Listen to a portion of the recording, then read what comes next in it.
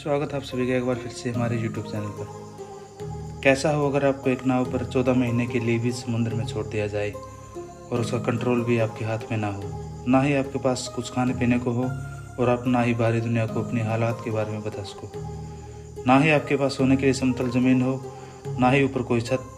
अगर आपके पास कुछ है तो आपके चारों तरफ फैला हुआ नीला समुंदर। तो क्या आप इन परिस्थितियों में अपने आप को सर्वाइव कर पाओगे?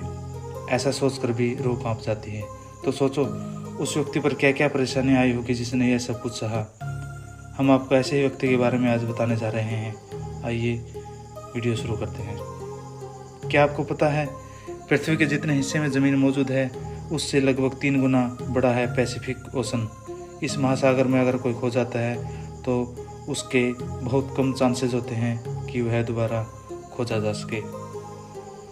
यह कहानी एक सच्ची घटना पर आधारित है जो आपकी रूह तक को झकझोर कर रख देगी।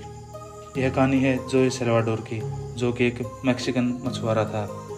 बात है 17 नवंबर 2012 की।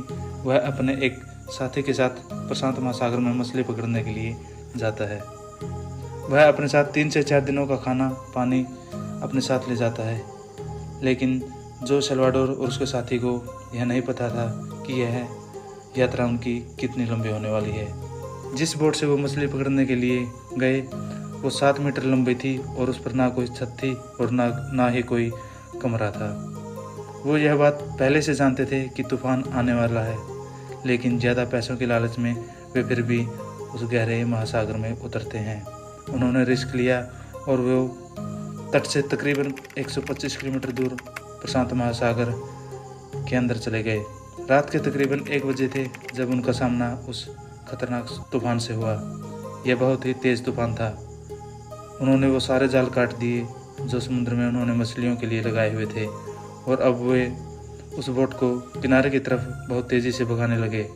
तकरीबन 6 घंटों तक उन्होंने बोट को किनारे की तरफ भगाया और अब वो किनारे से केवल 24 किलोमीटर दूर थे। लेकिन तभी बोट को चलाने वाली मोटर खराब हो जाती है, लेकिन उनकी आखिरी उम्मीद अब भी जिंदा थी। बोट में लगा हुआ रेडियो अब भी काम कर रहा था। अब उन्होंने रेडियो की सहायता से अपनी लोकेशन अपने साथियों तक पहुंचाई। उनके साथियों ने कहा हम आ रहे हैं, लेकिन फिर उनकी रेडियो की बैटरी समाप्त हो गई और इस बैटरी के समाप्त होते ही उनका बाहरी दुनिया से संपर्क पूरी तरह से टूट गया।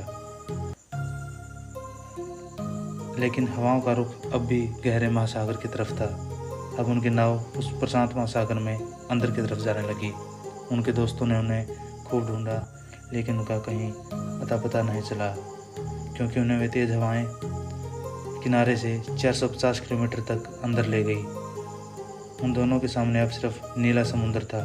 उस महासागर में उनकी छोटी बोट बहुत ही छोटी दिखाई पड़ रही थी, जिसे आसमान से तो ढूंढना बिल्कुल ही नामुमकिन था। उनके पास अब ना कोई फ्लेयर गन थी और ना ही कोई अन्य विकल्प जिसके द्वारा वे सिग्नल को किसी अन्य के पास भेज सकें।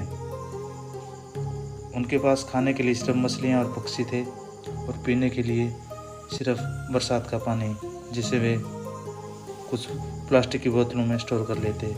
लेकिन जब बारिश नहीं होती तो वे कछुओं का खून और खुद का पैसा पीकर प्यास बुझाते। सोच कर देखो वो कैसे अपना समय निकाल रहे थे। दिन बीतते जाते हैं, वे सिर्फ एक उम्मीद पर जिंदा थे कि शायद कोई आएगा और उन्हें ढूंढ लेगा। ऐसे करते करते 4 महीने गुजर गए, लेकिन किसी ने भी उन्हें नहीं खोजा। अब जो सेल्वाडोर का साथी हिम्मत हारने लगा था और उसने खाना पीना छोड़ दिया। कुछ समय बाद उनकी मृत्यु हो जाती है। अब जो सेल्वाडोर टूट जाता है। अब वह फिर से इतने बड़े महासागर में अकेला था, लेकिन उसने हिम्मत नहीं हारी जैसे कि उसका दोस्त हार गया था। वह जीना चाहता था और शायद उसकी इसी चाहत ने उसे अब तक जिंदा रखा था। अब आप जो नक्शा देख रहे हैं, इस नक्शे के हिसाब से जोए की बोट बिल्कुल यहाँ थी सेंटर में, और यहाँ से आमतौर पर कुछ ही जहाज़ गुजरते हैं। लगभग 8 महीने बाद वहाँ से एक बड़ी जहाज़ गुजरी। जो सेल्वाडोर ने काफ़ी चिल्लाया, लेकिन उसकी तरफ किसी का ध्यान नहीं गया। वह फिर से वहाँ पर अकेला था। लगभग 11 महीने में उसने उस बोट से 8000 किलोमीटर की दूरी तय कर ली थी और इस यात्रा में उसने सर्दी गर्मी बारिश सब कुछ सहन किया। अब कुछ दूरी पर चलने के बाद उसे पानी में नारियल तैरते हुए दिखाई देते हैं और आसपास पक्षी भी उड़ रहे थे। अब वह समझ गया था कि ज़मीन आसपास ही कहीं है। थोड़ी दूर चलने के बाद उसे एक टापू दिखाई देता है।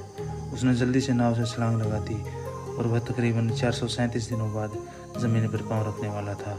जैसे ही उस टापू पर पहुंचता है तो कुछ दूर चलने के बाद गिर जाता है। तभी वहां पर कुछ लोग आते हैं और उसे अपने साथ उठाकर ले जाते हैं। उसके बाद उसे मलेशिया लाया जाता है और तकरीबन 438 दिनों के बाद वह अपने परिवार से मिलता है। उनके घर वालों ने तो यह सोच लिया था कि अब वह इस दुनिया में नहीं है। अब वह अपने परिवार वालों से मिलकर बहुत खुश था। आगे चलकर इस घटना पर एक मूवी भी बनती है। इस कहानी से हमें सीख मिलती है कि हमें कभी भी हार नहीं माननी चाहिए, चाहे मंजिल कितनी भी दूर हो। अगर उनके दोस्त ने उम्मीद ना छोड़ी होती तो शायद आज वह भी जिंदा होता।